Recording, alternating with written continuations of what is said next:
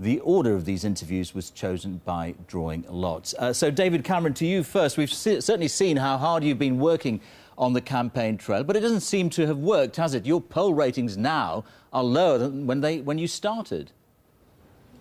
Well, there's only one poll that counts, as they say, and that is the one that will take place tomorrow, Thursday. And the argument we're making is if you want to wake up on Friday with a new government, taking the country in a new direction and starting to clear up the mess that's been made over these last 13 years, then a Conservative vote, a decisive vote, is what can really make the difference. Now, you talk about a mess. We all know that times are going to be hard. People are out there are worried about their livelihoods, worried about their jobs. So why should they vote for you when you're the party that says you're going to make the cuts faster than anyone else?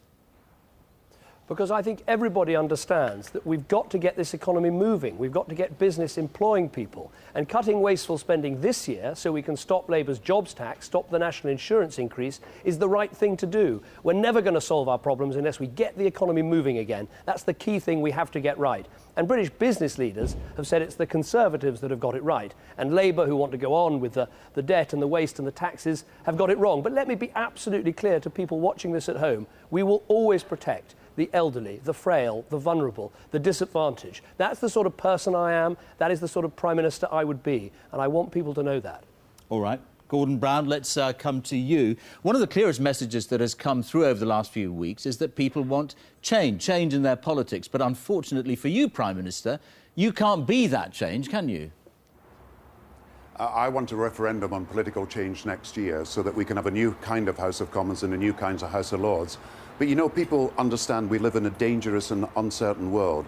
And I think people also understand my first priority, and it's the jobs of people, it's their living standards, it's their homes, it's their prospects for the future, it's their child tax credits. And, you know, we've come through the most difficult global recession, but at the same time, we've got a plan for the future. It's a plan to keep interest rates low. It's a plan that we keep household bills down. It's a plan to get growth and jobs moving. And it's a plan to prevent us going into a double-dip recession. Now, that's where I stand. I'm on the side of not just some, but all hard-working families. I want a rising minimum wage. I want a rising pension. I want better social care for the elderly and better childcare. But I also have the judgment and the values to make the big decisions that matter. And I believe, first things first, we must secure the recovery. And we must not allow Conservative and Liberal policies to put that at risk. Now, everybody says it's a close race. If on Friday you don't have a majority, will you step down as Prime Minister? The people are the boss. The people will make the decision. It's up to the people to decide.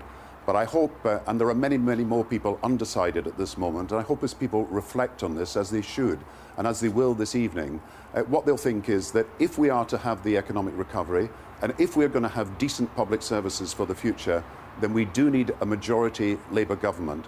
I feel the Conservative plans put people at risk, and I feel the Liberal plans are simply not thought out. We have got a serious plan for serious times to make sure that people are in jobs and their living standards improve. All right, Nick Clegg, if I could come to you now.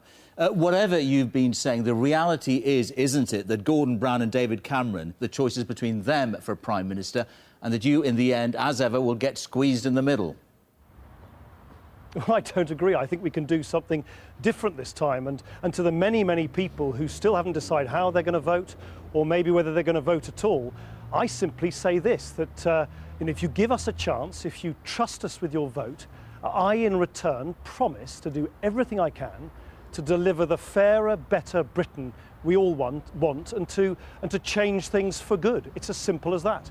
Well, if it's as open as you've just said it is, people thinking of voting tomorrow need one clear answer from you, don't they?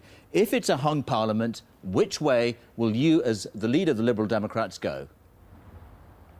What they do need to know is what do I believe in and what will the Liberal Democrats seek to deliver in whatever situation arises after the election tomorrow. And we've been really clear every day of this campaign. We are campaigning for 4 big changes. Fairer taxes, so you don't pay any income tax on the first £10,000 you earn. That's £700 back in the pocket of the vast majority of taxpayers, funded by closing the huge big loopholes in our unfair tax system. Smaller class sizes and more one-to-one tuition for your children, so every child gets a fair start in life. finally getting to grips with this terrible banking crisis and making sure the banks that we own lend money to businesses so that the wheels of the economy move again. And finally, cleaning up politics once and for all from tip to toe so people can be proud of their politics again, not regard it with contempt. All right, Nick Clegg, Gordon Brown, David Cameron, thank you all for taking the time to be with us. And the leaders of both the Scottish National Party and Plaid Cymru have both been making their